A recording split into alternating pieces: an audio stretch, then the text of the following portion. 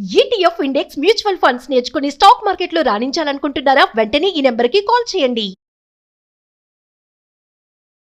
నమస్కారం, నేను మీ సంగీత. ధర్మస్థలలో ఇప్పటి వరకు తవ్వకాలు కంటిన్యూగా కొనసాగుతూనే ఉన్నాయి. ఎవరైతే ఆ నల్ల ముసుగులో ఉన్న వ్యక్తి ఎక్కడెక్కడైతే 13 స్పాట్లలో నేను ఇక్కడ పాతి పెట్టడం జరిగింది అని చెప్పేసి ఆయన గుర్తించాడో ఆ ప్లేస్లన్నిటిలో కూడా తవ్వకాలు కొనసాగించాలని చెప్పేసి సిట్ అధికారులు దానికి తగిన చర్యలన్నీ చేపడుతూ వెళ్తూ ఉన్నారు. ఇప్పటి వరకు కూడా ఏదైతే 9 ప్లేస్లలో కూడా తవ్వకాలు జరుగుతూ వస్తున్నాయి. అయితే ఒక్కసారి మనము దీని గురించి పూర్తిగా మాట్లాడుకుంటే 1995 టు 2014 వరకు కూడా ఎక్కడైతే ఆ కర్ణాటకలోని బెల్తంగడ్ పోలీస్ స్టేషన్ పరిధిలో కొన్ని బాడీస్ చనిపోతే ఖచ్చితంగా పోస్ట్ మార్టం రిపోర్ట్ ఉంటుంది.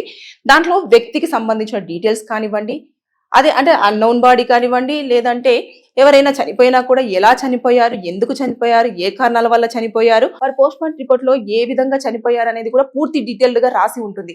అవన్నీ కూడా పోలీస్ స్టేషన్ పరిధిలో ఖచ్చితంగా నమోదై ఉంటాయి. అయితే అక్కడ ఏమైందంటే అక్కడ ఉన్న ఇన్ఫర్మేషన్ అంతా కూడా ఈ ఇయర్ లో లేవు అని చెప్పేసి బెల్తంగడ్ పోలీస్ స్టేషన్ వాళ్ళు ఇన్ఫర్మేషన్ ఇవ్వడం జరిగింది. ఆ రిపోర్ట్స్ అనేటివి కూడా ఇక్కడ ఎక్కడ కూడా ఈ పోలీస్ స్టేషన్ లో పొందుపరిచి లేవు అని చెప్పేసి చెప్పారు. అది ఎలా బయటకు వచ్చింది అని అంటే, ఇది 1 మంత్ నుంచి కూడా ధర్మస్థలకు సంబంధించిన ఇన్సిడెంట్ అంతా కూడా డిజిటల్ మీడియాలో తెగ వైరల్ అవుతుండడంతో అసలు కొంతమందికి కొంచెం యాంగ్జైటీ ఉంటుంది. తర్వాత నెక్స్ట్ అలాగే అసలు నిజంగానే ఏం జరుగుతుంది అనేది తెలుసుకోవాలని చెప్పేసి ఒక సోషల్ యాక్టివిస్ట్ ముందుకు వచ్చేసి ఆర్టీఐ కింద కూడా ఇన్ఫర్మేషన్ కావాలి, ఇప్పటి వరకు అక్కడ ధర్మస్థల ప్రాంతంలో ఏదైతే మిస్సింగ్ కేసులు కానివ్వండి, అలాగే చనిపోయిన వారి డీటెయిల్స్ కానివ్వండి నాకు కావాలి అంటూ చెప్పి ఒకటి ఫైల్ చేశారు. చేసిన తర్వాత వారు ఇచ్చిన దానికి కంపల్సరిగా కూడా అధికారులు ఎప్పుడైతే మనము ఆర్టీఐ కింద మనము ఏదైతే మనము అప్పీల్ చేస్తామో దానికి సంబంధించి 30 రోజుల్లో ఖచ్చితంగా వారు సమాధానం ఇవ్వాలి. అక్కడ ఏదైతే ఉంటుందో అది ఉందా లేదా, అసలు ఉంటే ఎలాంటి డీటెయిల్స్ తో ఉంది, లేదు అనుకుంటే ఎందుకు లేదు అన్న ఇన్ఫర్మేషన్ అంతా కూడా వారు ఇవ్వాల్సింది ఉంటుంది. అలా తీసుకున్నప్పుడు ఏమైందంటే 1995 నుంచి 2014 వరకు కూడా ఏవైతే బాడీస్ అన్నోన్ బాడీస్ కానివ్వండి, అన్ఎక్స్పెక్టెడ్ గా చనిపోయిన బాడీస్ కానివ్వండి, దానికి సంబంధించిన మిస్సింగ్ కేసులకు సంబంధించిన డీటెయిల్స్ అండ్ ఆ రిపోర్ట్ లో ఎక్కడా కూడా లేవు. వాటిని ఎరైజ్ చేయడం జరిగింది. ఆ మొత్తం కూడా ఎక్కడ కూడా నమోదైనట్టుగా కూడా లేదు అని చెప్పేసి వారు రిపోర్ట్ ఇచ్చారు. ఎందుకు అనంటే పైనుంచి అధికారులు ఎవరైతే ఉన్నారో వారు దానిని అసలు డీటెయిల్ అన్ని కూడా ఎరైజ్ చేయండి, అవసరం లేదు, వాటిని తీసేయండి, వాటిని ఎక్కడా కూడా నమోదు చేయొద్దు అని చెప్పేసి అంటే ఆ రికార్డ్స్ ని ఎక్కడా కూడా ఇప్పుడు లేవు. ఇప్పుడు సిట్ అధికారులకు ఒక పెద్ద టాస్క్ అని మనం చెప్పుకోవచ్చు. ఎందుకనంటే ఇప్పుడు ఒకవేళ కనుక ఎవరైతే ఆ నల్ల ముసుగులో ఉన్న వ్యక్తి ఉన్నారో ఆ వ్యక్తి స్పాట్లలో చెప్పారు కదా, 13 స్పాట్లలో ఇప్పుడు ఎముకలు దొరుకుతూ వస్తున్నాయి. ఆ ఎముకలను డిఎన్ఏ టెస్టులు చేసేసి ఇప్పుడు ఏవైతే పోలీస్ స్టేషన్ లో చనిపోయిన వ్యక్తులవి కానివ్వండి, లేదంటే మిస్సింగ్ ఎవరైతే ఉన్నారో వారికి సంబంధించిన డీటెయిల్స్ అన్ని కూడా అందులో మెన్షన్ చేసి ఉంటాయి. వాటితోటి ఈ ఎముకలను మనము డిఎన్ఏ టెస్ట్ అంటే ఫోరెన్సిక్ వాళ్ళ ల్యాబ్ కు తీసుకెళ్లి టెస్టులు చేసినప్పుడు ఇక్కడ ఉన్న రిపోర్ట్స్ తోటి ఈ ఏమైనా మ్యాచ్ అవుతాయేమో చూసుకుంటే వాళ్ళకు పని అనేది కొంచెం సులభతరం అయ్యేది. కానీ ఇప్పుడు వారికి పని మరింత పెరిగే అవకాశం ఉంది. పెద్ద టాస్క్ అంటే చాలా టాస్క్ వారికి అయితే. ఇప్పుడు దాన్ని ఎలా కనుక్కోవాలి, అసలు ఎవరిది అనేది కనుక్కోవాలి అంటేనే చాలా టైం పట్టేలాగా ఉంది. ఎందుకంటే ఫోరెన్సిక్ వాళ్ళు దాన్ని తీసుకెళ్లిన అది ఎప్పుడు చనిపోయారు, వారు మేలా ఫీమేలా, వాళ్ళు ఏ కారణాల వల్ల చనిపోయారు ఏంటి అని చెప్పేసి అన్ని రకాలైన టెస్టులను చేసి మొత్తానికి ఒక నివేదికనైతే ఇస్తారు. ఆ నివేదిక ఇచ్చిన తర్వాత దాన్ని మ్యాచ్ చేయాల్సింది ఎక్కడో ఒక మనకు దానికి సంబంధించిన ఇన్ఫర్మేషన్ ఉంటే మనం టాలీ చేయడానికైనా, లేదు అనుకుంటే ఏదైనా మనం డీటెయిల్స్ తీసుకోవాలన్నా కూడా పనికి వస్తుంది. కానీ దీనికి ముందున్నది ఎక్కడ ఏంటి అనేది లేదు. కాబట్టి వారు మళ్ళీ 0 నుంచి పని స్టార్ట్ చేస్తున్న కిందనే కన్సిడర్ అవుతుంది. అయితే ఒక్కసారి మన ఈ నల్ల ముసుగు వేసుకొని వచ్చిన వ్యక్తి ఎప్పుడైతే బెల్తంగడ్ పోలీస్ స్టేషన్ లో కంప్లైంట్ ఇచ్చాడో ఆ కంప్లైంట్ దగ్గర నుంచి మనం ఒకసారి వివరాల్లోకి వెళ్తే అతను ఏం చెప్పాడు, నేను ఒకప్పుడు ధర్మస్థలలోని మంజునాథ స్వామి ఆలయం నేత్రా నది ఒడ్డున ఉన్న చెత్తనంతా కూడా క్లియర్ చేయడం కోసం శానిటరీ వర్కర్ గా పనిచేశాను. అప్పుడు ఆ సమయంలో 1995 నుంచి 2014 వరకు కూడా నేను వందల సంఖ్యలో కూడా కొంతమంది ఓన్లీ అమ్మాయిలకు సంబంధించిన డెడ్ బాడీస్ ని మాత్రమే నేను పాతి పెట్టడం జరిగింది. వాళ్ళందరూ కూడా వచ్చినప్పుడు ఒంటి మీద డ్రెస్సులు లేకుండా గాయాలతో రావడం జరిగింది అని చెప్పేసి ఇలాంటివన్నీ ఆరోపిస్తూ ఆయన కంప్లైంట్ ఇవ్వడం జరిగింది. ఇచ్చిన తర్వాత అతనికి దగ్గర పోలీసులు స్టేట్మెంట్ తీసుకున్నారు, రికార్డెడ్ స్టేట్మెంట్ తీసుకున్నారు. అప్పుడు ఆయన ఆ రికార్డ్ స్టేట్మెంట్ లో ఏమైతే పాయింట్స్ చెప్పారో, ఎప్పుడైతే ఇది వచ్చిన తర్వాత వెంటనే ఇమీడియట్ గా ఈ లోకల్ ట్రయల్ కోర్ట్స్ దగ్గరికి కూడా తీసుకెళ్లారు. తీసుకెళ్ళినప్పుడు కూడా జడ్జి ముందు కూడా ఆయన మళ్ళీ అక్కడ ఒక సెకండ్ రికార్డు కూడా వాయిస్ రికార్డు కూడా వారు స్టేట్మెంట్ తీసుకోవడం జరిగింది. అంటే ఫస్ట్ టైం పోలీస్ స్టేషన్ లో, సెకండ్ టైం జడ్జి గారి ముందు ఇవ్వడం జరిగింది. అక్కడ కూడా ఏమీ మార్పులు చేయలేదు. అంటే అతను ఇప్పుడు పోలీస్ స్టేషన్ లో ఏమైతే చెప్పారో అదే విధంగా జడ్జి ముందు కూడా చెప్పారు. చెప్పిన తర్వాత అప్పుడు అక్కడ జడ్జి కూడా దీన్ని పరిశీలించడం చేశారు.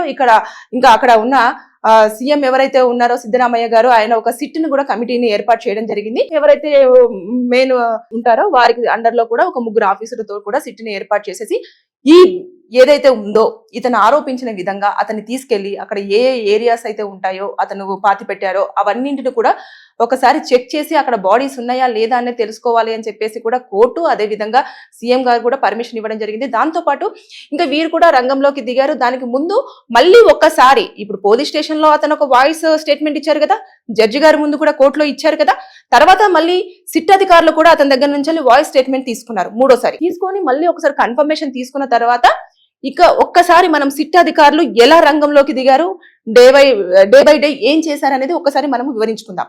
ఎలా అంటే ఇప్పుడు జూలై 25న ఎవరైతే ఈ నల్ల ముసుగులో ఉన్నారో ఆ వ్యక్తిని తీసేసుకొని వారు మ్యాంగ్లూరుకి చేరుకున్నారు సిట్ అధికారులు. చేరుకున్న తర్వాత 26th జూలై రోజున అక్కడ ఉన్న లోకల్, అంటే ఇప్పుడు మనం ఒక పని చేస్తున్నప్పుడు అక్కడ లోకల్లో ఉన్న వాళ్ళ పర్మిషన్ అన్ని తీసుకోవాలి.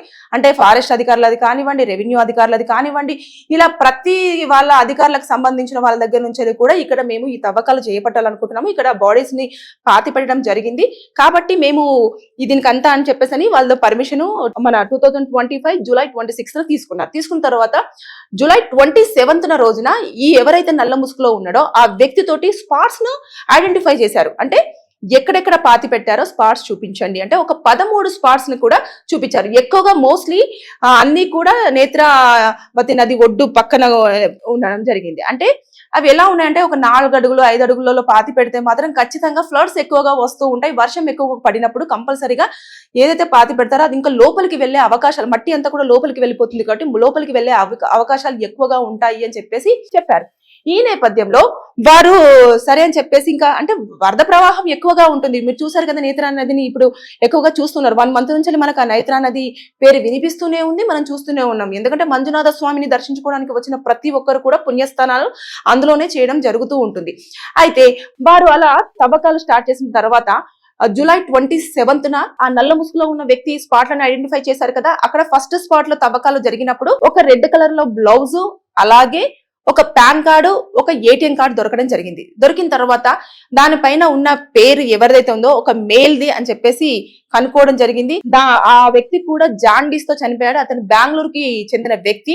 చనిపోయేదానికంటే ముందు కూడా ఒకసారి మంజునాథ స్వామి ఆలయంకి విజిట్ చేయడానికని వెళ్ళారు. అక్కడ వెళ్ళినప్పుడు వాళ్ళ అమ్మగారి ఏటీఎం కార్డుని తీసుకెళ్లడం జరిగింది అని చెప్పేసి ఇది అతనికి సంబంధించినవి అని చెప్పేసి అక్కడ నిర్ధారణ వాళ్ళు వచ్చారు. కానీ మనకు మాత్రం ఏది కూడా పోలీసులు స్వయంగా అసలు ఎక్స్ప్లెయిన్ చేసింది ఏమీ లేదు.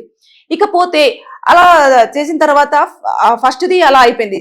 సెకండ్, థర్డ్, ఫోర్త్ కూడా అసలు ఎలాంటి ఆనవాళ్ళు దొరకలేదు. 5th వరకు కూడా ఎలాంటి ఆనవాళ్ళు దొరకలేదు. ఇంకా ఎక్కువగా అంటే నేత్రా నది ఒడ్డు కాబట్టి అది లోపలికి ఎక్కువగా ఉంటుంది కాబట్టి 4-5 ఫీట్లు తవ్విన తర్వాత వాళ్ళకి ఇంకేం కనిపించకపోయేసరికి ఎక్స్లేటర్ లాంటి పెద్ద ఏవైతే ఉంటాయో వాటిని తీసుకొచ్చేసి ఇంకా లోపలికి 12 అడుగులు తవ్వడానికైనా కూడా వాళ్ళు సిద్ధంగా ఉన్నారు. అంటే దాదాపు 13 మంది కూలీలు వాళ్ళందరూ కూడా దీని మీద ఎక్కువ వర్క్ చేస్తున్నారు. పోలీసులు కానివ్వండి, సిట్ అధికారులు కానివ్వండి, రెవెన్యూ అధికారులు కానివ్వండి, ఫారెస్ట్ డిపార్ట్మెంట్ అధికారులు కానివ్వండి, అలాగే ఫోరెన్సిక్ సంబంధించిన అధికారులు కానివ్వండి, అందరి సమక్షంలో కూడా ఇదన్నీ కంటిన్యూగా జరుగుతూనే వస్తున్నాయి. అలా అయిన నేపథ్యంలో మళ్ళీ ఇదంతా కూడా లైన్ గా వెళ్తూ ఉంది. జూలై 29న ఏదైతే కొన్ని స్పాట్లు ఉన్నాయో అంటే 6, 7, 8 ఈ స్పాట్లలో కొంచెం అనుమానాస్పదంగా కూడా స్టార్ట్ అయింది. అంటే అక్కడ కొంచెం ఎముకలు దొరకడం జరిగింది. అది జరిగిన తర్వాత వాటిని అన్నింటినీ కూడా ల్యాబొరేటరీకి పంపించడం జరుగుతుంది. అవన్నీ అయిపోతున్నాయి. ఇంకా తవ్వకాలు కంటిన్యూ అవుతూనే ఉన్నాయి. అతను చూపించిన స్పాట్లు 13 ఇంకా చాలా ఉన్నాయి కాబట్టి అతని దగ్గర నుంచి ఇంకా ఇన్ఫర్మేషన్ కూడా తీసుకుంటూ ఉన్నారు. తీసుకొని అతను ఏ స్పాట్లను అయితే చూపిస్తున్నారో అవన్నీ కూడా త్వరలోనే పూర్తి చేసేసి దానికి ఒక నివేదికను సమర్పించే అవకాశాలు ఉన్నాయి అని చెప్పేసి మనకైతే ఉన్న వార్తలు.